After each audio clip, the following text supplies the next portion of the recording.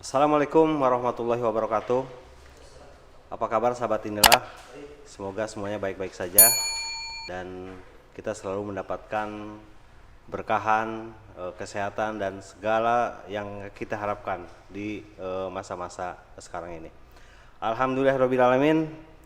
Seperti biasa kita selalu kedatangan tamu-tamu yang spesial dan edisi hari ini juga luar biasa spesial karena saya kedatangan para senior, terus kedatangan orang-orang yang begitu gigih berjuang di jalan Allah. Saya akan langsung menyapa, ini beliau adalah salah seorang praktisi medis, wartawan senior juga, fotografer senior. Makanya saya rada grogi ya karena takut salah ngomong kalau sama beliau. Saya langsung menyapa aja. Selamat siang Kang Ade Bayu. Siang Kang, Assalamualaikum warahmatullahi wabarakatuh. Waalaikumsalam warahmatullahi wabarakatuh. Kumaha damang Kang? Alhamdulillah sehat. Mudah-mudahan kedatangan ke sini mau berkah juga nih buat inilah channel ya. Sahabat inilah seperti yang lalu-lalu kita akan banyak menggali soal kegiatan-kegiatan Kang Ade Bayu karena beliau ini salah satu pelopor atau pendiri fotografer muslim ternyata. Saya ingin tahu seperti apa nih Kang Ade. Saya panggil Kang Bayu aja ya. Ah bebas. Kang Bayu Indra gitu naon. Kang Bayu soal fotografer muslim. Dongeng nate kumaha gitu ya teh. Bismillah. Assalamualaikum warahmatullahi wabarakatuh. Waalaikumsalam warahmatullahi wabarakatuh. Ngadongeng ti awal ya Kang? Ngadongeng ti awal. Ngarah gamblang kan. Jadi emangnya fotografer muslim itu sebenarnya bukan saya aja sih pendirinya, foundernya ada pertama sih ada Ricky Martin beliau fotografer di National Geographic Indonesia di grup Kompas itu kebetulan teman kuliah di Vkom Unpad. Tuh. Terus dari obrolan berkembang ngajak Kang Ugi, beliau itu mantan wartawan salah satu media nasional dulu, base-nya di Bandung. Terus ada Kang Yuri juga sama basicnya juga di media lah, di media online sekarang beliau kerjanya. Sebenarnya fotografer muslim bukan kita bukan pengen mengkotak-kotakan kita misalnya muslim atau Islam, enggak. Sebenarnya kita dasarnya pengen punya temen yang satu visi satu misi lah, seenggaknya dari segi segi agama kita masih kurang lah, murun jauh sama akang. Wah, amin, mudah-mudahan. Ilmu agama kita teh masih minim dan kita pengen punya satu teman, satu komunitas yang memang hobi fotografi tapi punya satu visi satu misi. Ya seenggaknya kita pengen dari foto itu kita bisa berdakwah lewat visual yang kita lewat foto, lewat visual yang kita hasilkan liputan setiap hari atau misalnya hasil hunting itu seenggaknya ada manfaatnya lah, ada faedahna kasar makang. Jadi semua hasil jepretan itu tuh nggak cuma teronggok di file komputer dan sebenarnya itu tuh bisa jadi jalan dakwah kita gitu. Karena kan kalau kita jalan dakwah lewat ilmu agama mah belum memungkinkan, terus dakwah lewat harta apalagi sebenarnya belum banyak. Wartawan apa? jadi ya karena katanya dakwah itu wajib buat semua umat muslim dan dakwah itu bisa lewat lewat jalur atau hal yang kita kuasai, ya udah ya insya Allah karena fotografi saat itu yang kita kuasai, ya kita memutuskan pengen bikin komunitas yang dimana kita bisa menyalurkan hobi tapi bisa jadi jalan ibadah juga buat kita gitu sih kan. Jadi sebenarnya bukan untuk bermaksud mengkotak-kotakan tapi mencari yang senada dan seirama lah. Iya, senada dan seirama, dan sebenarnya kita nggak pengen karena kita fotografer muslim nggak mau bergaul sama, enggak. Dalam soal fotografi mah sebenarnya fotografi mah lebih ke seni kalau lihat dari fotografinya mah ya. Tapi ini mah cuma untuk seenggaknya kan katanya kalau kita pengen jadi orang benar, pengen meninggalkan sesuatu yang buruk ke yang lebih baik itu harus punya teman gitu, jangan sendirian. Betul. Soalnya kan kalau sendirian mah lebih gampang balik lagi ke yang terseret lagi ke yang dulu ya. Yang terseret lagi ke hal-hal yang dulu pengen kita tinggalin karena Kalau nggak ada temen udah kumaha we Kang nyari, nggak ada temen udah asa sendiri gitu, bimbang beren galau gitu sih, pengen punya teman satu komunitas. Banyak gitu. pengaruh-pengaruh masuk. Nah benar, kamu Gitu. pergaulan belum ditinggalkan mah hese le. Nah Kang, tadi saya garis bawahi ada satu benang merah bahwa ini bentuk kemanfaatan, keinginan dari teman-teman fotografer muslim itu ingin mempunyai manfaat atau berdakwah lewat karya-karya. Nah, sebenarnya sejauh ini kegiatannya seperti apa?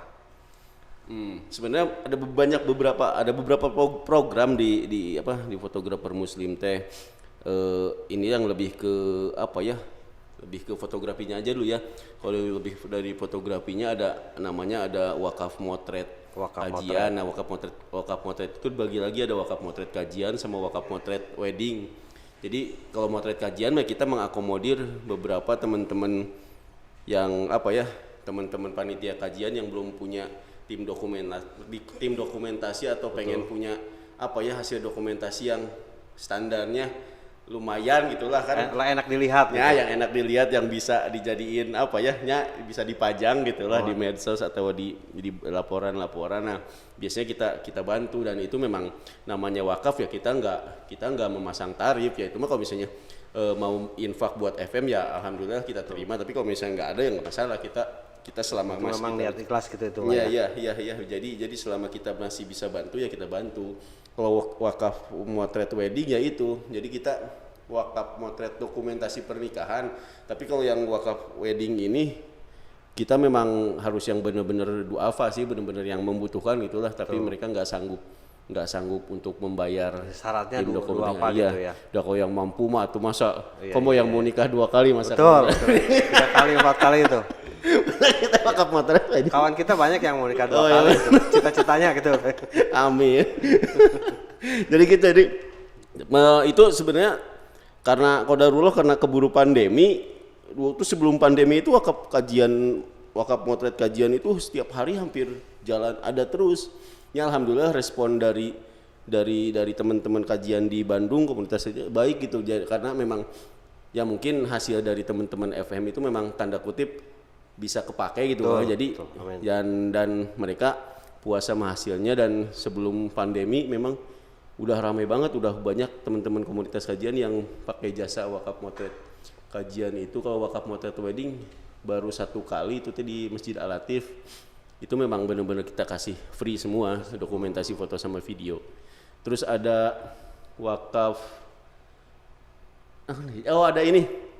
ada FM Learning Forum. Jadi FM Learning Forum itu kita ngasih workshop fotografi secara free gitu. Apalagi khusus member benar-benar free. Dan tapi tetap dasarnya kalau mau infak mah ya kita terima, dan itu mah infaknya seala kadarnya ya. Betul. Untuk jalannya komunitas kan operasional segala macam harus tetap butuh biaya, tapi kita nggak memasang tarif untuk workshop itu harus bayar berapa segala macam enggak. Dan alhamdulillah beberapa kali kita workshop fotografi di Jakarta sama di Bandung, kita dapat teman-teman narasumber yang memang nggak masang tarif juga kan.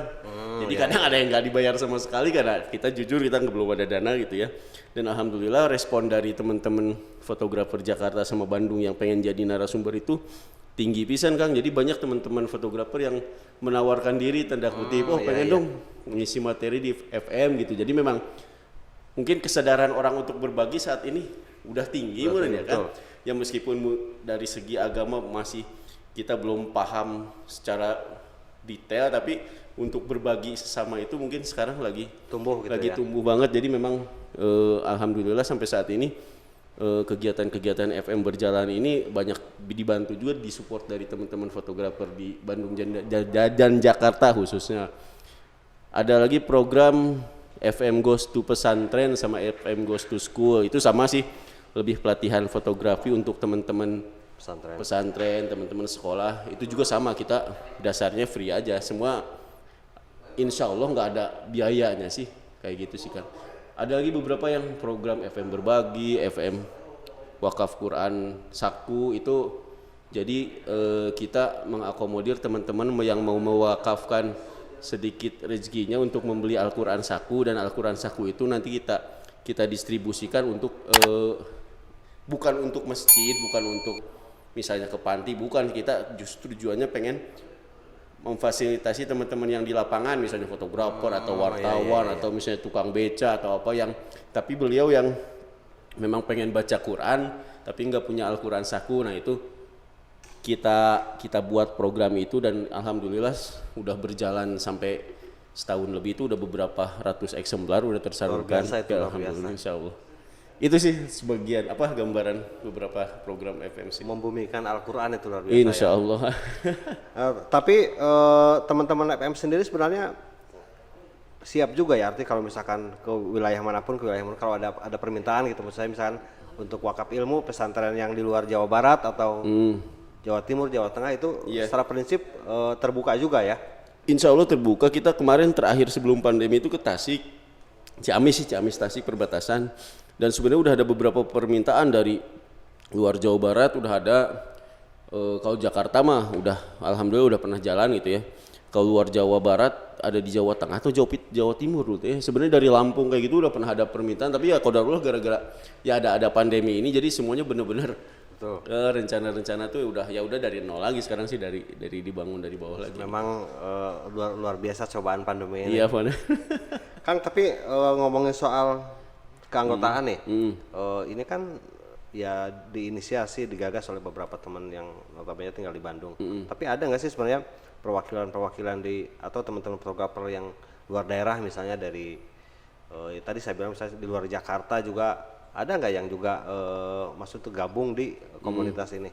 Alhamdulillah udah ada teman-teman dari beberapa kota kayak Padang ada, terus Medan ada, Jogja ada, terus Lampung, sama di Bali juga alhamdulillah ada. Antusias teman-teman Bali justru lebih tinggi mereka karena komunitasnya sedikit solid dan adanya FM di sana alhamdulillah responnya juga bagus. Jadi teman-teman Bali juga di sana alhamdulillah udah mulai aktif. Jadi ada beberapa kota lah, insya Allah. Sebenarnya sih kita pengen ada beberapa cabang, tapi kita pengen nguatin dulu di Bandung, Jakarta aja dulu deh biar fokus. Artinya sebenarnya secara gerakan itu bisa jadi karena ini napasnya sama, iramanya sama, teman-teman yang di Padang juga bisa ritme pergerakannya sama dengan yang di sini gitu ya? Bisa, insya Allah. Sebenarnya sih kita pengen ya program-program FM yang seperti Wakaf Motret, Wakaf FM Learning Forum, FM Berbagi kayak gitu sebenarnya pengennya jalan di semua kota di mana ada teman-teman member FM, tapi karena yaitu keterbatasan SDM dan keterbatasan biaya jujur, jadi kita masih ya udah kita fokusin dulu aja di Jakarta sama Bandung deh. Kadang Jakarta juga masih belum kita kepegang, apalagi pas di Bandung keteteran sama ya banyak program-program yang biasanya sih dulu sebelum pandemi itu setiap sepekannya itu padat pisan itu teman-teman ngejalanin program-program FM ini. Tapi nanti sih kedepannya kita pengen beberapa kota juga insya Allah pengennya sejalan lah, biar bukan terpusat di Bandung atau Jakarta aja kayak gitu kan. Tapi ada ini nggak sih Kang, ada kendala nggak sih, artinya kan ada beberapa teman yang juga masih aktif, atau memang ini semua sudah melepaskan baju dari pekerjaan rutinitas dulu sebagai, saya nggak akan bilang mantan wartawan ya, karena konon katanya kalau wartawan itu profesi yang melekat ya. Iya. Maksudnya ini nggak ada kendala nggak dengan, atau memang semuanya sudah melepaskan dari bendera tempat-tempat kerja dulunya? Enggak, masih aktif sebenarnya. Kalau motret apalagi Ricky masih aktif di NG. Ya saya juga sebenarnya kalau dari PR cetak mah udah enggak, tapi kan masih mengelola online dan masih motret buat ya dokumentasi kayak gitu masih saya ngerjain. Namanya kerjaan mah nggak akan beres-beres. Makanya saya juga ke teman-teman pengurus ngingetin ya, selama masih bisa ngebantu dan selama masih nggak ngeganggu aktivitas sehari-hari, jalan aja dah, nggak bersifat memaksa juga ya. Jadi selama ini FM berjalan ya alhamdulillah, karena kesadaran teman-teman pengurus yang pengen mewakafkan ilmunya, tenaganya, segala waktunya, segalanya buat ngebantu ngejalanin FM. Dan ini mah bukan ormas gitu ya, bukan ormas nu wajib harus begini, enggak sih. Kita pengennya ya teman-teman ngebantu juga dengan ya keikhlasan, ridho, niatnya pengen dakwah, pengen berbagi sama teman-teman kayak gitu sih kan. Jadi memang ya jalan aja. Kang, sebenarnya nih saya ingin tahu alasan yang paling kuat waktu itu kemudian terbersit sampai hari-harinya Kang Ade mendirikan dan teman-teman tuh, ayolah kita bikin itu. Sebenarnya fotografer muslim.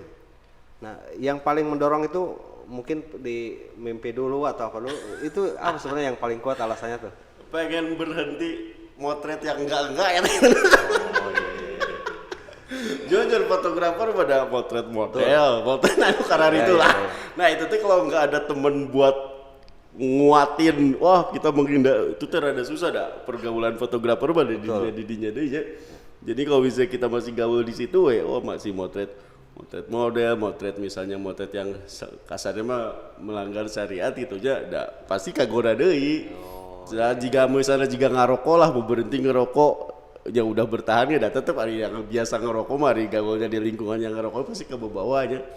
Pesona gitu fotografi teh kan memang gak jauh dari model gitu ya. Pasti dah. Nah itu karena itulah fotografernya. Sebenarnya apanya, dah memang dibilang kayaknya tuh kayak yang gampang ninggalin yang harusnya ditinggalin, tapi dah susah sebenarnya, susah. Ada pergaulan, tetap pergaulan harus benar-benar dibenerin dulu lah. Jadi belajar gitu, menjadi baik itu luar biasa susah ya. Iya ini teh justru proses belajar jadi baik, bukan so baik dah. Mun Gus Ali mau jadi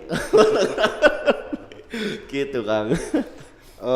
Kang Ade, tapi ada ini enggak sih? Maksudnya ada tadi kan kalau yang wedding itu yang betul-betul yang dua pak nih. Tapi batasan-batasan lain ada nggak yang maksudnya kalau fotografer muslim inginnya geraknya di sini itu ada memang ini ya. Kalau misalkan model hijab gitu itu udah enggak juga. Sebenarnya kalau visi kita mah memang untuk ya kalau misalnya lebih dispesifikan, misalnya model ada pengennya sih model mah ada mau pakai hijab mau enggak juga dah tetap ahwat. Betul. Kan tahu sendiri ahwat mah dari atas kepala sampai ujung kaki setan unggulnya mah. Jadi benar-benar dihindari, soalnya buat fotografer motret itu bukan sekedar misalnya saya motret model jepret udah aja, motret ahwat aja bisa jepret udah beres, enggak. Motret model itu prosesnya panjang itu satu, harus ada interaksi sama model. Tuh. Pas motret kan harus ngobrol. Jujur motret model itu nggak akan bisa dapat gambar yang bagus kalau kita nggak ada interaksi dan nggak ada kedekatan itu sama modelnya. Jadi kalau motret model nggak ngobrol, nggak misalnya pengen kenalan dulu, nggak akan dapat yang selama saya pengalaman motret itu. Dan waktu saya kerja di media itu juga saya memutuskan berhenti motret model. Wah satu kantor teh gendrung, ada Bayu berhenti motret model. Ya disangkanya mah saya teh takut sama istri, padahal mah istri mah udah nggak akan tahu saya motret apa aja tiap hari. Jadi memang motret model itu buat seorang fotografer laki-laki mah satu kepuasan tersendiri. Ya kepuasan tersendiri itu bisa buat hasil foto bagus, terus bisa kenal sama model-model. Itu udah proses yang itu sih Kang yang sebenarnya harus benar-benar dihindari. Proses sebenarnya bukan hasilnya. Plus hasilnya kita nggak tahu, misalnya apalagi saya motret dibuat koran misalnya ya. Saya motret model hari ini misalnya, ya otomatis misalnya yang namanya model pasti menggugah mata laki-laki ya. Betul.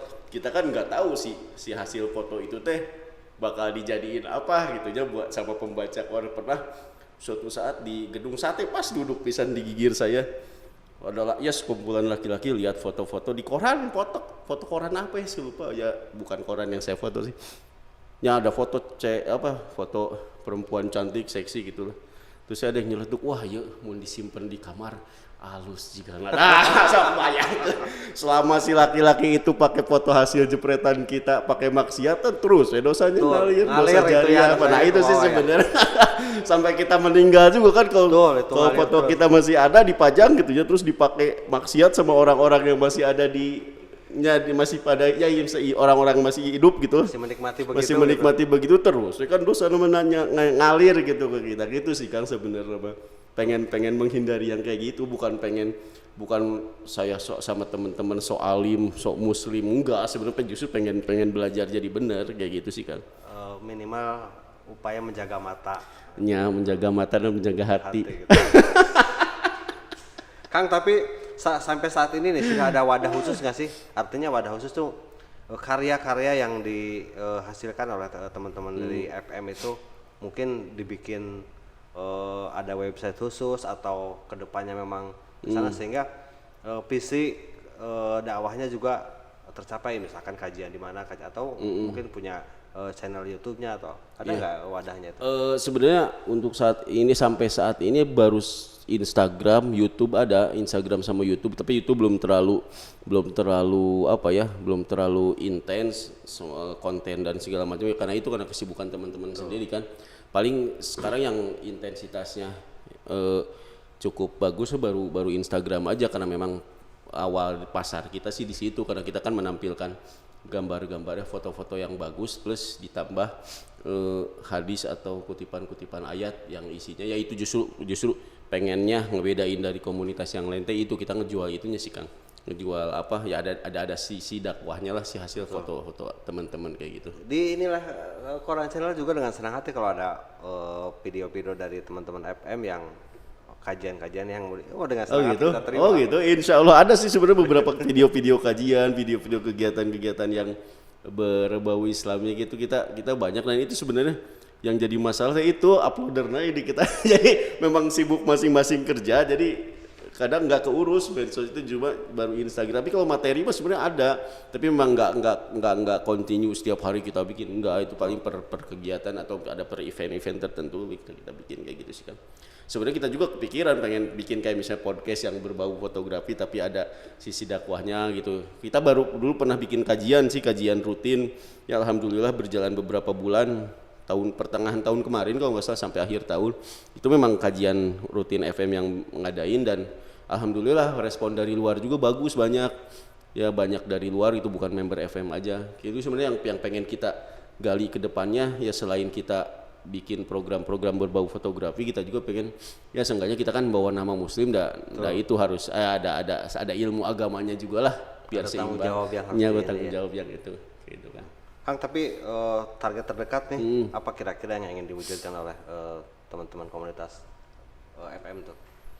Sebenarnya kita tuh pengen apa aja itu yang paling susah, kampanye foto syar'i kan. Sekarang kan gelora hijrah di Bandung ya, apalagi khususnya di Bandung gitu ya. Saya nggak ngomong dulu ke kota yang lain. Lagi tinggi-tingginya gitu ya. Betul. Dan memang sekarang foto syar'i misalnya foto-foto yang tidak melanggar syariat agama itu memang betul. Agak sulit, gampang sulit lah. Kayak misalnya prewedding aja ya.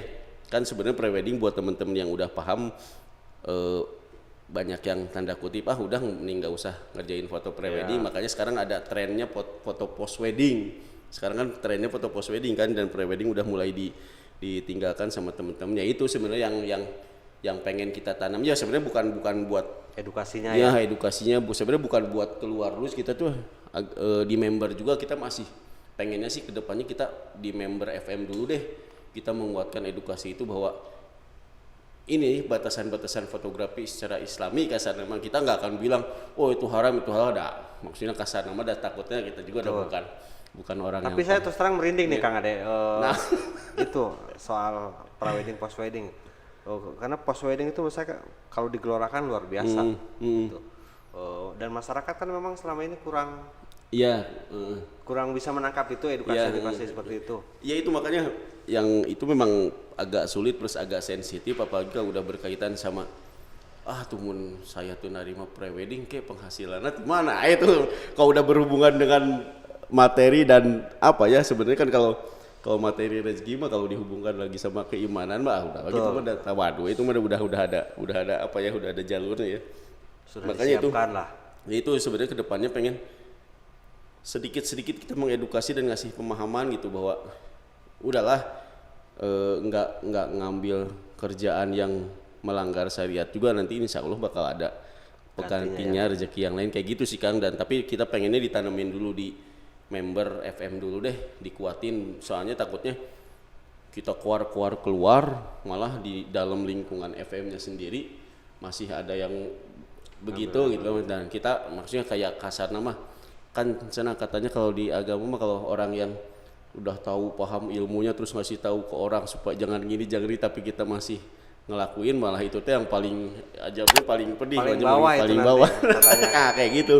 Makanya itu pengennya sih tujuan kedepannya saya pengen mengevaluasi dulu kita dulu lah, di dalam dulu lah, kita kuatin dulu pemahaman kita, terus praktek, masa tingkatkan ketakwaan kita gitu lah. Kalau Allah wa qala rasulna kita tingkatkan dulu lah, baru keluar gitu sih Kang.